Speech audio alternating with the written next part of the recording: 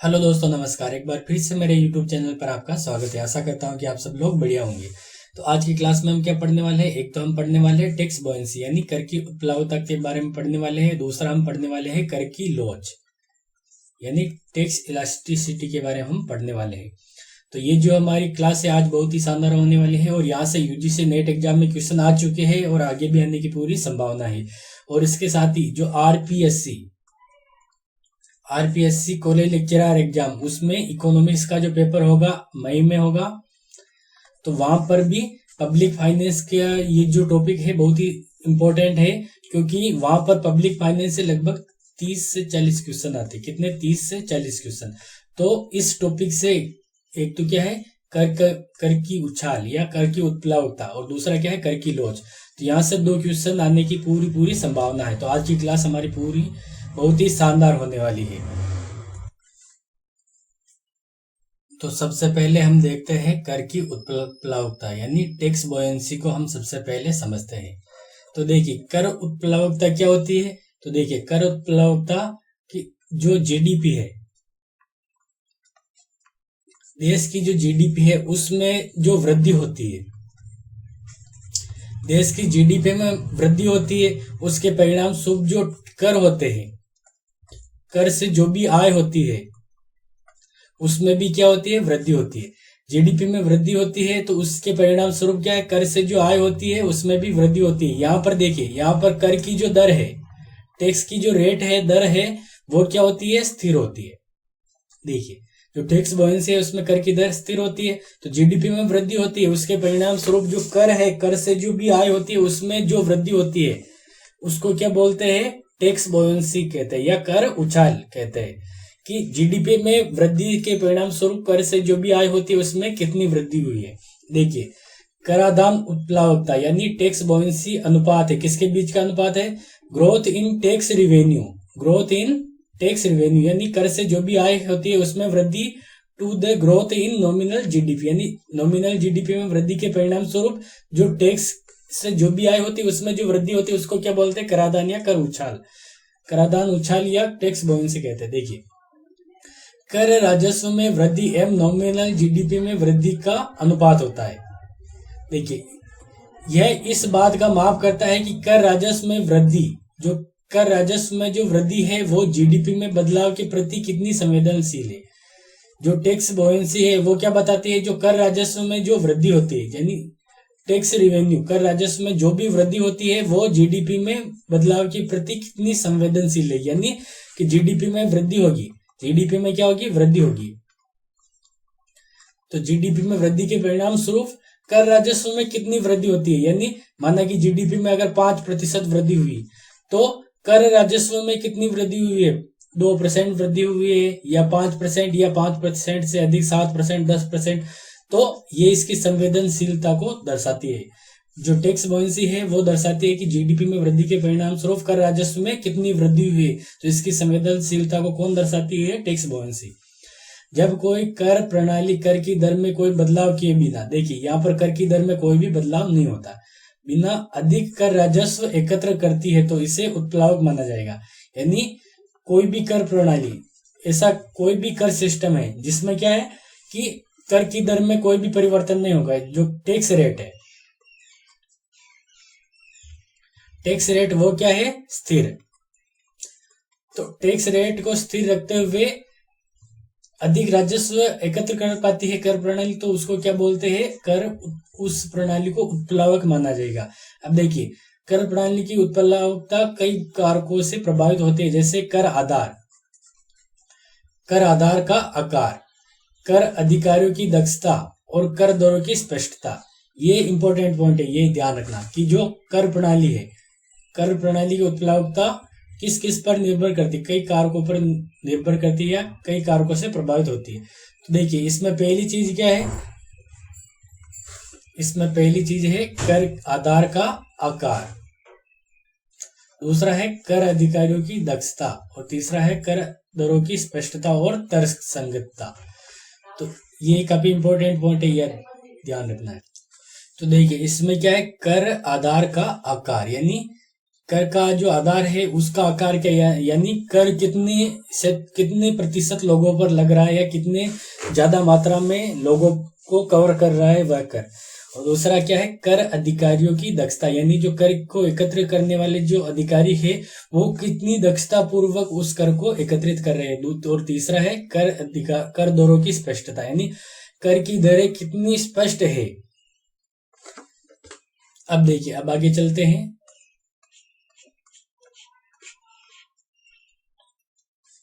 तो देखिए, ये टैक्स बोयेंसी का यानी कर की उत्प्लावकता का सूत्र है। Percentage change in tax revenue, यानी कर से जो आय होगी है, कर राजस्व में प्रतिशत परिवर्तन। और इसमें भाग किसका दिया गया है, जीडीपी में प्रतिशत परिवर्तन।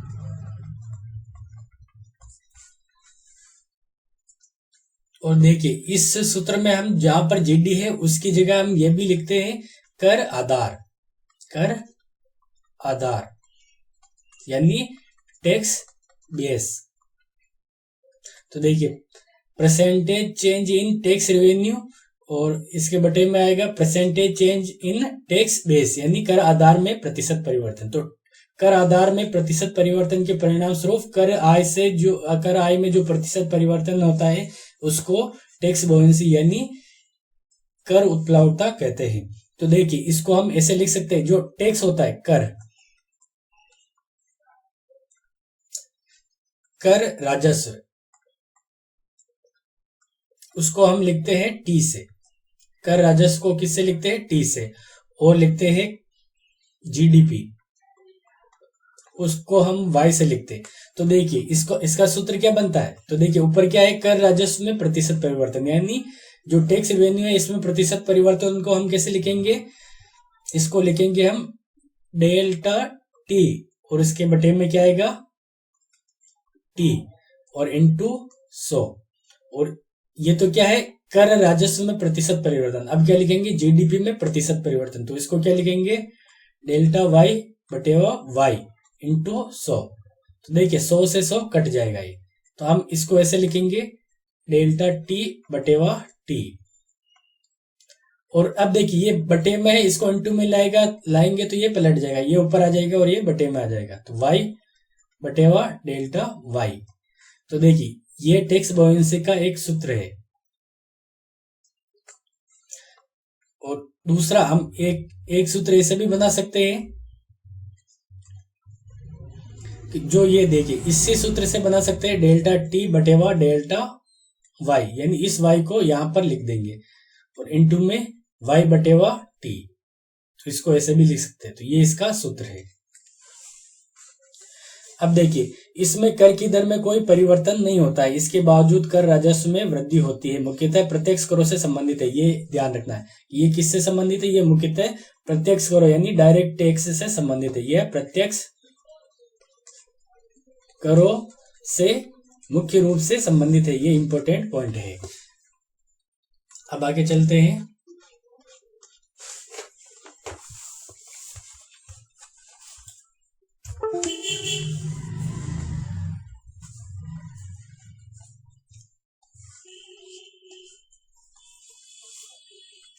यहां पर भी हमने वैसे जो पढ़ा है वही है लगभग, कि देखिए, कर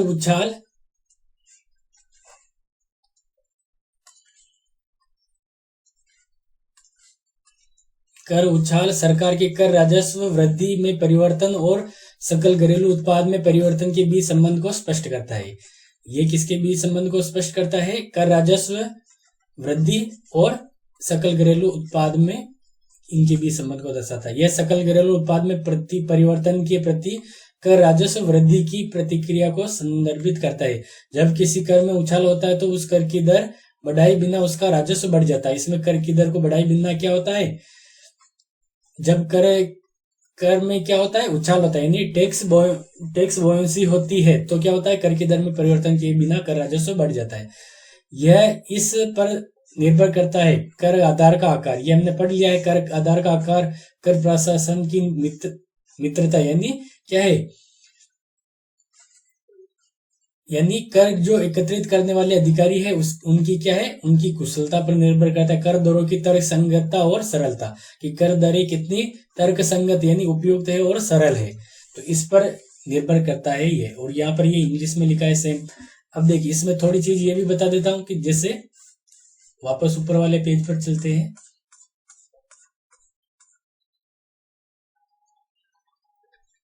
देखिए यहां पर देखते हैं हम। अब देखिए इस सूत्र में ऊपर क्या है, यहां पर है टैक्स रिवेन्यू में प्रतिशत परिवर्तन। यहां पर क्या है, टैक्स रिवेन्यू में प्रतिशत परिवर्तन, और यहां पर है जीडीपी में प्रतिशत परिवर्तन है। अब देखिए यहां पर देखिए, माना कि ये जो रेशियो है इसका मान क्या होता है, इसका मान 1 से अधिक आता है। इसका मान 1 से अधिक आता है, तो इसका मतलब क्या है, जो कर है अधिक उत्प्लावक, कर अधिक उत्प्लावक है, यानी टैक्स जो है मोर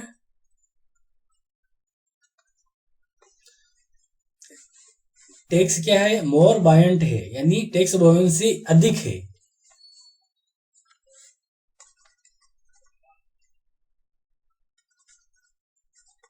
टैक्स क्या है, मोर बायंट, यानी कर की जो उत्प्लावकता है वो अधिक है। यानी इसका मतलब क्या है कि ये 1 से अधिक आएगा। इसका मतलब क्या है कि जीडीपी में अगर 5% की वृद्धि होगी, जीडीपी में कितनी 5% की वृद्धि होगी, तो उससे टैक्स रिवेन्यू में 5% से भी अधिक, यानी 6%, 7%, ऐसे इसमें वृद्धि की तुलना में अधिक वृद्धि होगी।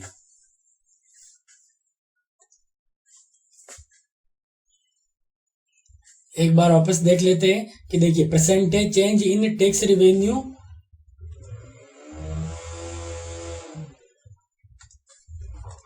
Percentage change in tax revenue और बटे में क्या, जीडीपी। तो ये सूत्र है टैक्स बॉयंसी का। ये किसका सूत्र है, टैक्स बॉयंसी का। और टैक्स बॉयंसी जो है 1 से अधिक होगी तो टैक्स क्या होगी, मोर बायंट होंगी। टैक्स इज मोर बायंट, यानी टैक्स कर उत्प्लावकता अधिक है। कर क्या होंगे, उत्प्लावक होंगे, अधिक उत्प्लावक। और इसमें क्या, इस स्थिति में कि जीडीपी में 5% की वृद्धि हो रही तो टैक्स रेवेन्यू में 5% से भी ज्यादा, यानी जीडीपी में जितनी वृद्धि होगी उसकी तुलना में टैक्स रेवेन्यू में ज्यादा वृद्धि होगी। दूसरी स्थिति है कि कर उत्प्लावकता है उसका मान क्या है, 1, तो इसका मान क्या है, इसका मतलब क्या है, टैक्स जो है इक्वली बॉयंट, यानी कर जो है समान रूप से उत्प्लावक है, यानी 5% जीडीपी में वृद्धि होगी तो कर राजस्व में भी 5% की वृद्धि होगी। और तीसरी स्थिति है कि जो टैक्स बॉयंसी है इसका मान क्या होगा, 1 से कम, तो इसका मतलब क्या है, टैक्स इज लेस बॉयंट। और इसमें क्या है, जीडीपी में जो वृद्धि होगी उसकी तुलना में टैक्स रेवेन्यू में कम वृद्धि होगी। तो ये तीनों स्थितियां थी। तो ये थी हमारी टैक्स बॉयंसी। अब देखते हैं कर लोच, यानी टैक्स इलास्टिसिटी। तो उसमें क्या, जैसे हमने टैक्स बॉयंसी देखा, उसमें क्या है, कर की दर यानी टैक्स रेट। जो टैक्स बॉयंसी थी उसमें क्या, ये थी स्थिर, इसमें कोई परिवर्तन नहीं हुआ। लेकिन टैक्स इलास्टिसिटी में, जो टैक्स इलास्टिसिटी है इसमें जो टैक्स रेट है, टैक्स रेट इसमें क्या होगा, चेंज होगा, इसमें परिवर्तन होगा। कर की लोच में जो टैक्स रेट होगी उसमें क्या होगा, परिवर्तन होगा। देखिए कर लोच क्या है, कर लोच का तात्पर्य कर दरों में परिवर्तन। इसमें क्या है, कर दरों में परिवर्तन, कर दरों में परिवर्तन के जवाब में कर राजस्व में परिवर्तन, यानी कर दरों में जो परिवर्तन होता है उसके परिणाम स्वरूप, कर दरों में परिवर्तन के परिणाम स्वरूप कर राजस्व में जो भी परिवर्तन होता है उसको क्या बोलते हैं, कर लोच। इसको ऐसे लिख सकते हैं कि कर राजस्व में प्रतिशत परिवर्तन, और बटे में क्या आएगा, कर दर में प्रतिशत परिवर्तन। तो इसका सूत्र ऐसे बनेगा। अब देखिए कर लोच वह डिग्री है जिस तक कर की दर में वृद्धि से कर आधार में अधिक परिवर्तन होता है। कर लोच क्या है, वह डिग्री, कर लोच यह बताती है कि कर की दर में वृद्धि होगी जिसके परिणाम स्वरूप कर आधार में कितना परिवर्तन होता है, यानी कि कितने ज्यादा लोग करों का भुगतान करते हैं। ऐसा माना जाता है कि कर लोच उच्च दरों पर अधिक प्रचलित होती है। इसका मतलब यह है कि जब कर दरों में कर दरें पहली बार बढ़ाई जाती है तो कर आधार पर नकारात्मक प्रभाव नहीं पड़ता। यानी देखिए, जब कर दरें टैक्स रेट जो पहली बार बढ़ाई जाती है तो इसमें कर दरों जो टैक्स रेवेन्यू है उस पर नकारात्मक प्रभाव नहीं पड़ता है। लेकिन जब कर दरें बार बार बढ़ाई जाती है, यानी कर दरें बार बार बढ़ाई जाती है या बहुत कम समय में बढ़ाई जाती है, कम समय, तो इससे क्या है, कर आधार पर नकारात्मक प्रभाव पड़ता है। तो देखिए, हालांकि एक बार जब कर दरें अधिक हो जाती है तो कर दर पर नकारात्मक प्रभाव अधिक, और क्या है देखिए, जब कर दरें एक तो बार बार बढ़ाई जाती है या कम समय में बढ़ाई जाती है तो कर दर पर नकारात्मक प्रभाव, कर राजस्व यानी कर आधार पर नकारात्मक प्रभाव पड़ता है। दूसरा क्या है कि कर दरें बहुत अधिक उच्च हो जाती है तो भी कर आधार पर नकारात्मक प्रभाव पड़ता है। दीर्घावधि में कर दरों में लोच अधिक देखी जाती है। जो दीर्घकाल है,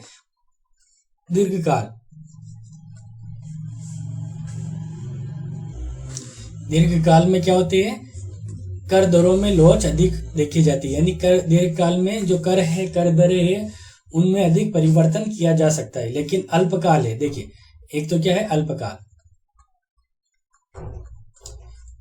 और दूसरा क्या है दीर्घकाल। तो अल्पकाल में जो कर लोच है, कर दरों में जो कर दरों की जो लोच है वो क्या होती है, कम होती है।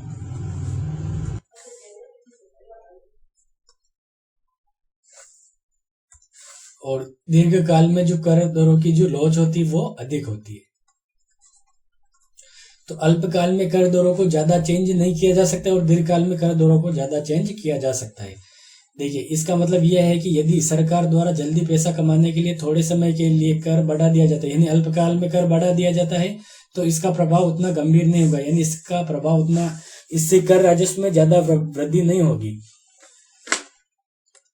अब आगे चलते हैं। देखिए, यह हमारा सूत्र है टैक्स इलास्टिसिटी, यानी कर लोच का सूत्र है। तो देखिए, percentage change in tax revenue, यानी कर राजस्व में प्रतिशत परिवर्तन, और इसमें भाग किसका दिया गया है, कर दर में प्रतिशत परिवर्तन। तो देखिए, ये तो है कर की लोच, और जो देखिए ये तो है कर की लोच, और जो हमारे थी टैक्स बोयेंसी यानी कर की उत्प्लावकता, इन दोनों में क्या फर्क था तो वो देखते। तो देखिए, जो कर की उत्प्लावकता थी उसमें देखिए, जो यहाँ पर ऊपर क्या है, ऊपर है कर राजस्व में प्रतिशत परिवर्तन, यहां पर भी ऊपर क्या था, कर राजस्व यानी टैक्स रेवेन्यू में प्रतिशत परिवर्तन, कर राजस्व में प्रतिशत परिवर्तन। और इसके बटे में देखिए, यहां पर क्या है, कर दर, यहां पर क्या आती है, टैक्स रेट, जबकि यहां पर क्या आती है, यहां पर आती है जीडीपी या टैक्स बेस, जीडीपी या कर आधार में प्रतिशत परिवर्तन। और यहां पर देखिए, इसमें क्या होता है, इसमें जो टैक्स रेट है इसको स्थिर माना जाता है। इसको क्या माना जाता है, स्थिर माना जाता है। जबकि यहाँ पर कर राजस्व में जो वृद्धि होती है वो किसके परिणाम स्वरूप होती है, कर दर में परिवर्तन के परिणाम स्वरूप कर राजस्व में परिवर्तन होता है। तो इसको बोलते हैं टैक्स इलास्टिसिटी। अब देखिए, करों की जो इलास्टिसिटी है इसको हम 3 भागों में अध्ययन करते हैं। तो पहला क्या है, बेलोचदार कर, दूसरा है एकात्मक लोच या इकाई लोच कर, दूसरा है लोचदार कर। तो देखिए, सबसे पहले क्या है, बेलोचदार कर। तो ये कर कौन से होते हैं, ऐसे कर होता है जिसमें क्या है कि कर की जो दर है, कर की दर में परिवर्तन का कर आधार पर बहुत कम या कोई प्रभाव नहीं पड़ता है, जो टैक्स रेट है। कर की दर या टैक्स रेट में परिवर्तन का कर आधार पर कोई प्रभाव नहीं पड़ता या बहुत कम प्रभाव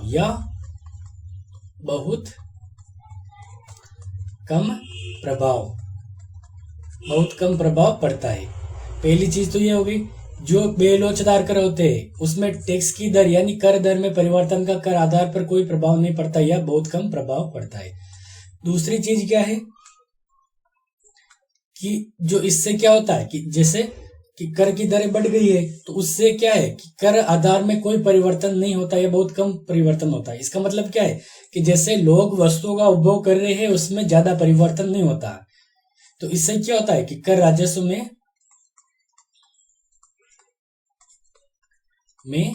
वृद्धि होती है, कर राजस्व में वृद्धि होती है, इस पर कोई भी प्रतिकूल प्रभाव नहीं पड़ता है। जैसे यहां पर हम उदाहरण लेते हैं जैसे सिगरेट, तंबाकू,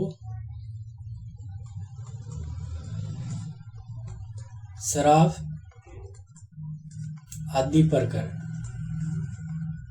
इन पर जब कर लगाया जाता है तो इससे क्या है कर आधार में कोई परिवर्तन नहीं आता, यानी कि इन पर कर लगाने से जो लोग इनका उपभोग कर रहे हैं वो उपभोग में कमी नहीं करते या बहुत ही कम परिवर्तन आता है, इसमें ज्यादा परिवर्तन नहीं होता है। तो ऐसे कर को क्या बोलते हैं, बेलोचदार कर, जिसमें कर की दर में परिवर्तन से कर आधार में कोई परिवर्तन नहीं होता है।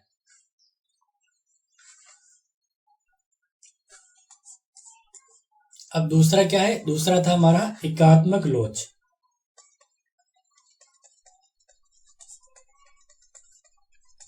यानी इसमें लोच क्या होती है, ए के बराबर होती है। तो देखिए एकात्मक लोचदार कर क्या कौन से होते हैं, कर की दर में प्रतिशत परिवर्तन का कर आधार में प्रतिशत परिवर्तन से बिल्कुल संतुलन होता है। यानी देखिए कर दर में प्रतिशत परिवर्तन बराबर कर आधार में प्रतिशत परिवर्तन, यानी कर की दर में जितना परिवर्तन होता है उतना ही कर आधार में परिवर्तन होता है। जैसे कर की दर को हमने 10% बढ़ा दिया तो उससे कर आधार में 10% परिवर्तन हुआ। देखिए कर की दर में जैसे हम ये मान लेते हैं जैसे कर की टैक्स रेट है, टैक्स रेट को हमने 10% बढ़ा दिया। जैसे पहले टैक्स रेट थी 20%, अब उसे बढ़ाकर कितना कर दिया 30%। तो कर की दर को हमने कितना बढ़ा दिया 10%। तो जो कर आधार है उसमें 10% की क्या हुई, कमी हुई।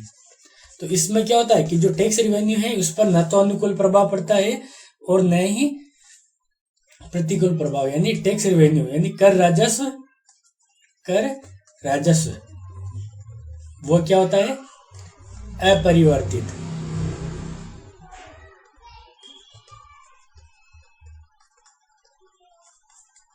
यानी कर राजस्व में कोई भी परिवर्तन नहीं होता है, इस पर कोई भी प्रभाव नहीं पड़ता है। और तीसरा कौन सा होता है, लोचदार कर।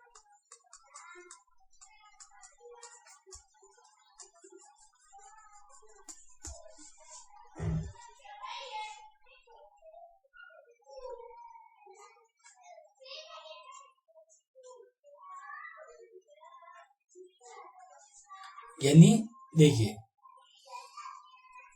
लोचदार कर में क्या होता है कि जो कर राजस्व है, कर दर है, टैक्स रेट में जितनी वृद्धि होती है, जितना प्रतिशत परिवर्तन होता है, टैक्स रेट में जितना परसेंटेज चेंज होता है उसकी तुलना में टैक्स रेवेन्यू या कर आधार में ज्यादा परिवर्तन होता है। इस ऐसे करों को क्या बोलते हैं, लोचदार कर बोलते हैं। और कर अधिक लोचदार कब होते हैं, दीर्घकाल में।